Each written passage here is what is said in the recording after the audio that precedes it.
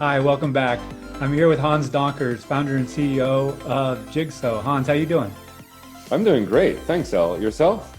Doing real well. Now, it's April 9th, 2020. We have COVID-19 going on. You there are outside of Brussels. How's everything going for you and your country people? It's a big challenge, but I guess that's the same for you guys there in the US and many other people all over the globe. Yeah, it is a obviously wild time. It's different, and the focus on people, particularly those people who are struggling, worried about Mm, their jobs, and we in this people analytics field are leading the charge in terms of providing insight to leaders on mhm. how best for them to prepare and take appropriate action. So, can you explain a little bit about your background in this space and what you all do there at Jigsaw? Yeah, sure. Well, as you said, it's almost one could say that it's almost a great momentum for people in people analytics because what we at Jigsaw, like other colleagues in the space, are trying to do is allow managers, leaders take better people decisions and help them to focus on the issues that matter and focus mainly on the people who need it. And I guess nowadays in COVID-19 times, that's really the challenge. Are we doing the right things? But most importantly, are we helping the people who most need our help?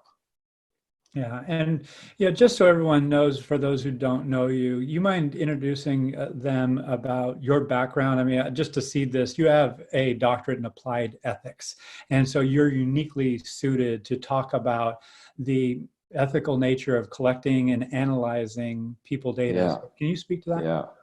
Yeah. So with COVID, but also perhaps you know that recently there was this EU white paper written by Ursula von der Leyen on artificial intelligence and trying to describe the dangers, but also the possibilities of using AI, especially related to people. Mhm. And I guess we're now really confronted with both the constraints and the possibilities, and a lot of discussion is going on about can we track people's behavior movements in order to prevent them to become sick or even more, to create this herd immunity. And I have a background, as you said, in applied ethics, and during my PhD research I was doing a lot of thinking and writing on the ethics of public health. So to what Oh, wow. extent uh, can a government interfere with people's lives if it's for the greater good, let's say, as opposed to our liberal rights, freedom, non-intervention. So I think we're really on the edge of that. You know, Given what you're saying, we have this notion in people analytics that, okay, we have all this data, we just have to analyze it. And the Mhm. underlying assumption there is that we have the appropriate data in the first place. Mhm. And so, what's your position, and not only your position personally, but there at Jigsaw, on either acquiring more appropriate Mm. data or creating more appropriate data to answer the questions leaders want or need to know, particularly at this juncture, given everything that's going on? Yeah, yeah. Well, we try to first really utilize the data that is present in an organization. We don't go scraping the web. We don't go collecting new private data. What I always say to HR leaders is that they're sitting on a gold mine of data, and the insights are there for the taking. Hmm. Um, but Excel sheets won't do the work. You need a bit more advanced techniques to do it. But I think, and I see from our own experience that already with the data present in organizations, you can do so much. Mhm. So before jumping to, all the wearables and the apps and try to really collect very specific private information, I'd say we have to start with the data that is available and that was collected in normal times with informed consent by Yep. people, and not use this crisis to suddenly just ignore all the previous agreements on that. Right. Mm. Again, I love the way you're weaving in the ethical perspective all the time. It sounds like it is pervasive in the way you think for obvious reasons. With that in mind, just to translate what you're saying in words that I hear within the people analytics community specifically, is that data are assets, and most organizations are underutilizing and or underappreciating those assets. Is that how you view it as well? Definitely. And, from just having the data to having actionable insights, there's a whole value chain. And certain stages in that value chain are just tough. I often say, we do the dirty work and we do the difficult work. Let them do the real work. And the real work is helping people to perform, to thrive, creating the right work conditions. The dirty work is getting those data out of all those different systems. And by the way, we don't only use HR systems, we also use business performance and financial data sources because we want to combine them. But that's really a dirty job, and someone's got to do it, and we love doing it. But we also do, the difficult work. Amongst our founders, there's PhD in mathematics, in computing. We even have a PhD in particle physics. So, typically those whiz, the smart balls, and they do the difficult work, because extracting, collecting, cleaning the data is not enough. Then it's still data. What's needed is really advanced analytics to transform those data into actionable knowledge.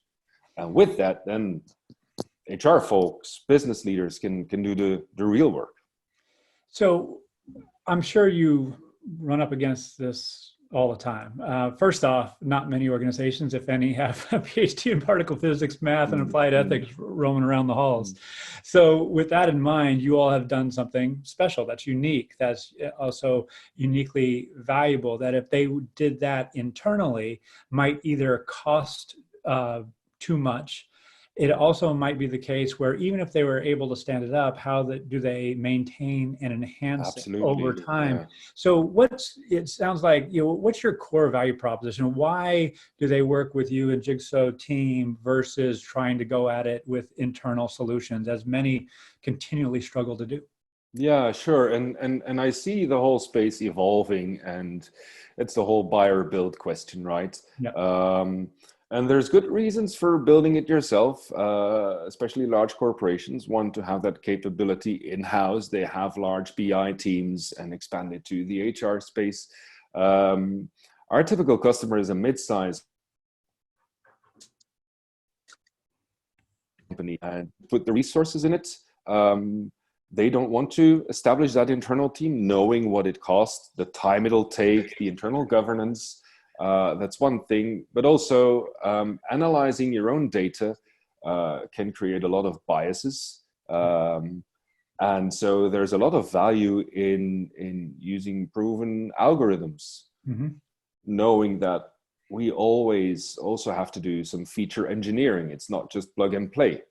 Every situation, every context is different. Every working environment is different. So, but at least you have a good starting point to quickly and accurately analyze those data. Yeah, and so having that in-house is a difficult thing. Absolutely, it's difficult. And it's also the case, going back to the notion of ethics, you can be ethical, from one perspective at one point in time, but you have to continually calibrate your algorithms and also be mindful of the data that's being added. Yeah. So that's something that you provide as well, correct? Absolutely. Even before here, the white paper on artificial intelligence, we have this task force with other people in the sector on ethics of HR tech, and I like to refer to the guys of FET ML, FET machine learning, being fair, accountable, and transparent, and I think that already brings us a long way. But indeed, as you say, it's supervised learning. engineering, re-engineering all the time, taking out biases. So yeah, that's what we can do because we have multiple data sets, because we can test and retest and refine. Mm. So you have all this data and you've applied an ethical lens to it, and you're now creating projections or predictions and potentially even prescribing ways forward. And you have some clear distinctions there. Do you want to speak to how you look at more advanced analytics like that? Sure. Would love to. And I have to say, again, bringing in the ethical aspect, there's arguments in favor and against, but I'm sure we can elaborate on that as well. Well, one case is something that's very relevant nowadays, even, I mean, and regardless of COVID, is absenteeism. At least here in Europe, Western Europe, absenteeism, burnout, stress. I mean, it's a huge problem for every large organization. And the companies we meet, they all have, established or deployed one or more policy intervention countermeasure, like corporate fitness centers, burnout workshops, employee assistance programs, etc. And each and every one of them is saying that they're not really sure whether it works. And if you look at the metrics, we can be quite sure that it doesn't work. And it's a bit like what used to be the standard in marketing, mass marketing, everyone the same message, and hopefully we will reach someone. Okay. But if you talk about absenteeism, people falling ill, you need to target and you need to tailor. And based on historical data in HR systems, we've developed algorithms that are capable of identifying people at risks and predicting trends. But not only that, also the prescriptive analysis, where we highlight the relevant features, the predictors, allowing HR people to intervene in an appropriate way. Pushing the right buttons with the right people. And some would say that might be a bridge too far and wonder whether it's ethical. A counter argument could be, is it ethical doing things that don't help people? Because in the end, no one wants to become sick. Even we have a good social security here in Western Europe, and you get paid if you're sick. Everyone's well insured, but no one really wants it. So preventing absence, I think, is a good thing to do, and it's a responsibility of an employer to do everything that's possible to prevent people from falling sick. And let's stay with that a little bit, because one of the struggles that I've seen here in the States in particular is that, okay, you might generate insight around absenteeism.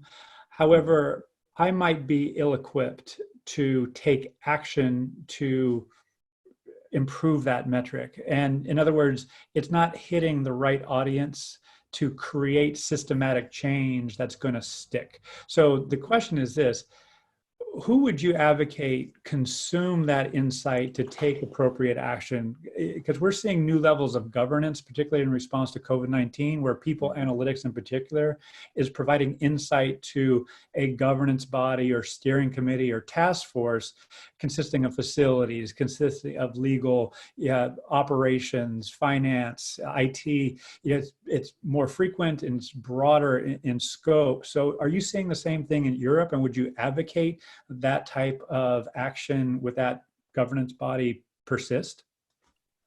Well, if we only look at it at a company level, but it would be interesting to extrapolate those insights to a larger community, to a nation. Although then our data scientists would say, "Oh, hold on, hold your horses. You can't just do that. We don't have the data for that." But so looking at it at the company perspective, there's on the one hand the very short-term, almost individual, tailored intervention. If you were part of one of our customers' organization, I would perhaps be able to see that you run a high risk of becoming sick. And I know it has to do with the commuting time or with the constellation of your team and the role of the manager and elements like that. So that as an HR business partner, for instance, would allow me to really intervene in the right way, and take away those causes, of you becoming sick. In a more long-term perspective, it would help me as an HR manager to put in place the right strategy, the right policies, the right countermeasures to make my workforce more healthy and as a consequence more productive. And then the C-suite is also happy because what they want is a productive workforce. Right. So there is intervention possible at different levels and multiple stakeholders. You don't want to be sick. The HR manager wants to take data-driven, validated action, and the C-suite wants to see the results in the bottom line and might also be very concerned with the employee's happiness. Yeah. And it sounds like in your answer there that, and I'll just ask a pointed question around those clients that you have that are using your tool and the insights that you're generating, not only tool, but processes and thought leadership, using it in ways that are actually driving positive change that's measurable.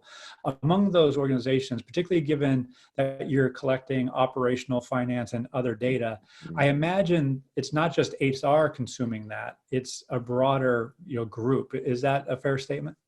That's a fair statement. And thanks for the question, because more often than not, it's actually a business leader or someone who is accountable or responsible for a P&L, who is, let's say, the buyer, who feels the pain every single day, and who wants a solution. So definitely, it goes well beyond HR. Yeah. And again, I want to stay with this point for a minute because there's a variety of individuals and firms, among them McKinsey and Willis Towers Watson and Josh Bersin, who are talking about the need for new management models. And with COVID-19, again, these task forces are getting spun up, and the contention that's being floated around is, hey, these task forces might actually drive new management models, new ways of communicating at executive levels to not only formulate strategy, but to manage strategy on an ongoing basis. And if that's true, then the insight that they use to drive that change has to be cross-disciplinary. It can't just be a financial report, not just an HR report. It has to be brought together. So my question as we go forward, do you see that becoming the norm, that there are these integrated platforms, which, again, from my 2 cents, my perspective, have been kind of a nice to have, we'll get to it, eventually it's on our roadmap, versus, no, this is something now that we need, that's mission critical because the world is moving, so fast. So what are your thoughts on that? Yeah. From a technical perspective and, IT architecture wise, business architecture, it's probably not going to happen that fast.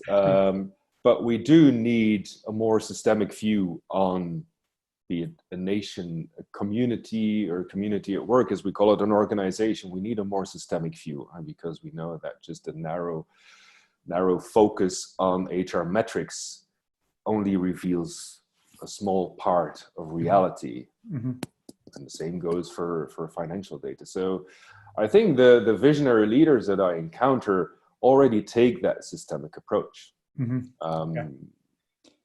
But they often just follow their intuition or a few deep convictions. I think we can help them by adding to that some data, because in the end, I don't think we need to go towards automated decision making, where the machine will tell you what to do. I always say the last mile in decision making should be done by a human, but all the miles before that is better done by machines.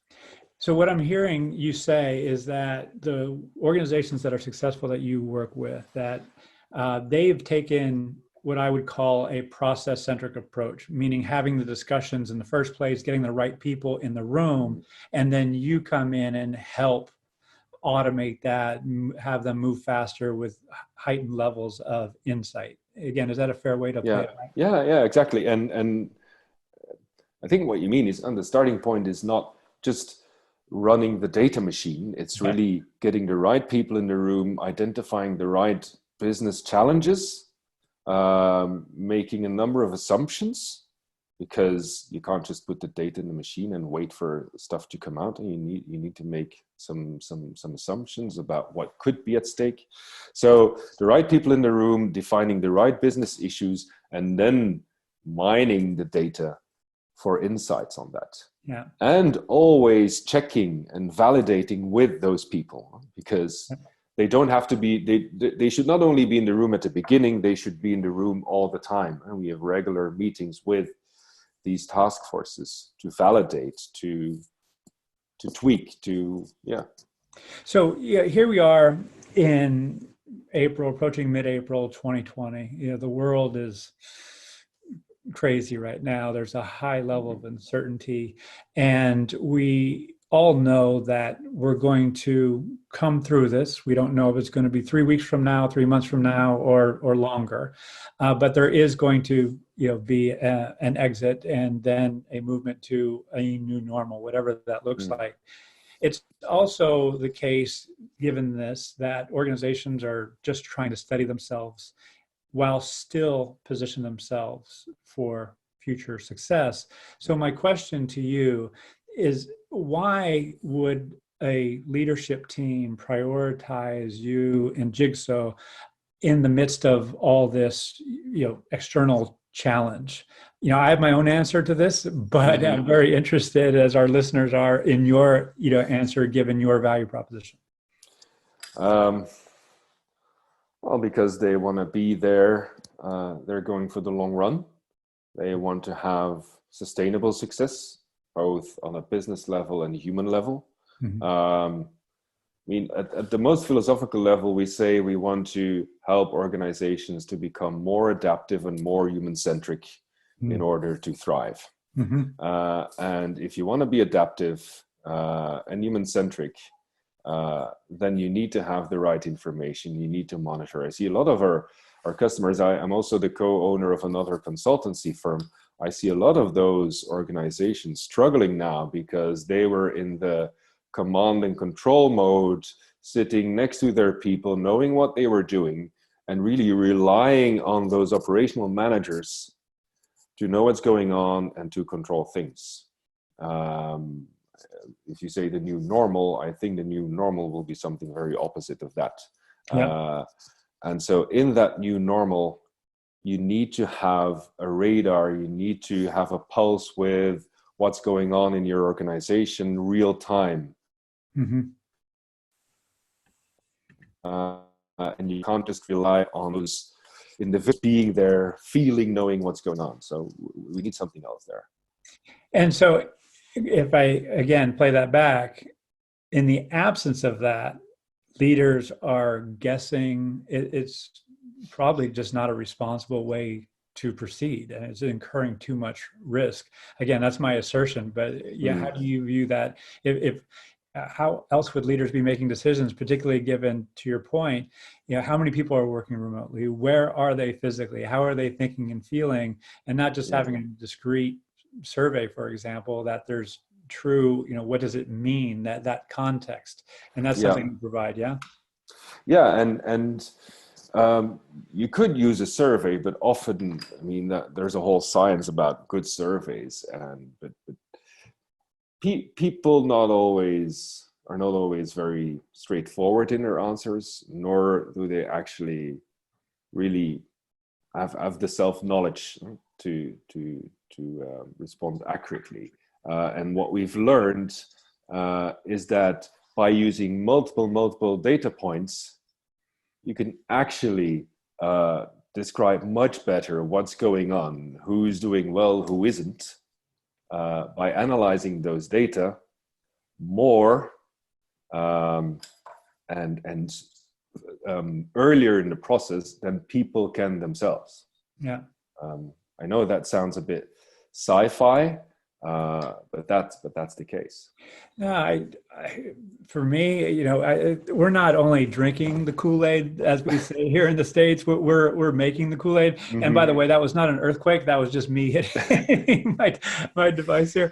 But the thing I want to come back to, which is, I think, really a point of emphasis, is that, okay, we can have data. So many companies and individuals, leaders are taking what I would call a data-centric approach. They're saying, okay, if I'm going to do people analytics, I'm going to just get a tool that's going to do the math, that is going to produce a report, a dashboard, and I'm going to consume it and do whatever with it. However, to apply the ethics, to be aware of what data can be added that would add additional context, takes the experience and knowledge of trained researchers and trained data architects and so forth. And that's what you all provide. Is that correct? Yeah. And just consuming data is indeed difficult. And very often it's our own data scientists who tell me, hold on, you can't just say that. Yeah. There's more context to it, and we need to put some nuance to it. And so next to, as you say, indeed, providing the user interface and the dashboard and the message feed, and I mean, we have a whole user interface where you could consume the data, and we already try in that user interface to do some storytelling with it and to give context to it. For instance, in our message feed, so in addition to the graphs, the heat maps, the risk maps, we actually add comments and add advice on how to interpret it and what to do with it. And on top of that, in interacting with our customers, we help them in understanding the data science and the outcomes of it and how to apply it. Okay. So what I'm hearing is that you automate some of the insight, and even then you can add some language that would provide some additional context and coaching. And you're also take a consultative approach where you can help form that narrative. Yeah. Yeah. And the other way around, Al, because we might say, wow, this team is really not doing well. Everyone's leaving. And so our simple conclusion could be, wow, that manager is underperforming. Because all the people who are leaving are reporting into that same manager, but we perhaps don't know about the reorganization that's going on, or tough times for a specific team, a big challenge. So we also need that context. I mean, we're not the oracles. We don't know everything. We have the data, they have the knowledge of the business and the context, and it's so crucial to bring that together. Yeah. None of the two parties have, the whole picture. And it sounds like the quality of that communication, the quality of that partnership at the end of the day means a lot. If that gets compromised, then the level of insight gets compromised, and the ability to facilitate appropriate change downstream gets compromised. Is that right? Absolutely. Yeah. So I'm gonna two more questions before we wrap here, and the first one is around the notion of people data for good and the ethical responsibility we have, and the tag-on question is really about where we're going with all of this, because again, we're in a crisis state. We're accepting of the fact that we're in a crisis state. Many organizations, particularly mid-sized companies, are just thinking about how to survive through this period. That being said, if we do not use informed insight, or I'm sorry, data-based insight to inform our decisions moving forward, we're guessing. If people are going, oh, I've been doing this for 30 years, I've been through this before, they're, correct me if I'm wrong, fooling themselves. We have a new reality. We have new people who with different interests and triggers and so forth. And it's incumbent upon us as people analytics professionals, correct me if I'm wrong, is to really stay in curiosity about what's going on with them, where, the pockets of risk are, and so forth. So to bundle both of those questions together, what is your position on the responsibility that we have to use people data and analytics responsibly, and in turn, how is that going to inform how we're going to move forward, at an executive level in guiding our organizations? Yeah. Well, you're right. We can't just guess, and to make the link with what's going on currently, there's a lot of governments guessing. I'm guessing this virus will disappear. I'm guessing it won't. I'm guessing a lockdown will work. I'm guessing it won't. And we lack the knowledge. All epidemiologists also, are looking for answers, because this is the Black Swan. Ignoring for a moment the Black Swan, we can't just guess. If we have the data available, if the potential knowledge and insights are there, we have to use them. Otherwise, we're just mismanaging. We're not taking up our responsibility. So I fully agree with you. On the other hand, Black Swans, with our algorithms, we're predicting trends, risks in the coming 3 months, let's say, based on, and let's be honest, on historical data sets. Our algorithms are trained on data from the past and retrained, etc. But they can't predict Black Swans. We were having today a discussion with the data scientists about business exploration, and it was one of the topics. Could we develop something like that? Probably you can't. But then also in doing some scenario planning for the future, because that's the other responsibility. On the one hand, we have what we know. On the other hand, there's a lot of unknown. How do we prepare for that unknown? There again, you need data, you need trends. You need to find as much information as possible. Otherwise, you're guessing again, and you can't guess twice. Then the odds of being wrong are very high. Yeah, I love what you said so much. I got chills. I did. And because the key theme when we talk about predictive analytics, there's an underlying assumption that and even prescriptive, that we are offering up certainty. If you do if A exists and we do B, then C is going to ensue. And we all know that that's not going to happen. However, I don't believe we've socialized the reality enough that, hey, we're just talking about probabilities at the end of the day. And if we're using insight properly, we're increasing the level of confidence. We have a higher level of probability that the decisions we take and the situation that it exists is truly, in fact, going to materialize. Is that how you view it as well? Yeah, absolutely. We're not the visionaries. Don't give the company keys to the data scientists. Yeah. No, please don't. There's a meme in there. Well, don't hand them to HR people either. Put multiple people in the room. Yeah. No, put multiple people in the room. There's this, as I said, there's this gold mine not being used. It's there for the taking. Let's do it. Why? Because as in your baseline, although I don't see it on the poster behind you now, people good create a better working environment by using the data. And in the end of the day, that's not only our responsibility, but as business leader, that's also what you want, because that's your guarantee for future sustainable success. So it's just a smart decision. It's not a dogma. It's, if you're wise, then you consult multiple sources, and people analytics, it's definitely one of them. Yeah. Well, Hans, I love your energy. I love your ideas. Congratulations on what you have achieved there at JiGSO. And how can listeners learn more about you and JiGSO? Well, I invite them to reach out. Always happy to have a chat. It will be virtual in the coming weeks during the lockdown, but I feel your energy as well. So we're thousands of kilometers away from each other. No, they can send me an email on hans.donckers with CK, DONCKERS at JiGSO. That's JiGSO.com, or look me up on LinkedIn or any other channel. I'm sure we will find each other in this virtual world. Yeah, absolutely. Well, again, always a pleasure speaking with you. Thank you Likewise. for sharing your perspectives, and all the Thanks best for moving having me. forward. Stay safe. Yeah, take care. Cheers. Cheers.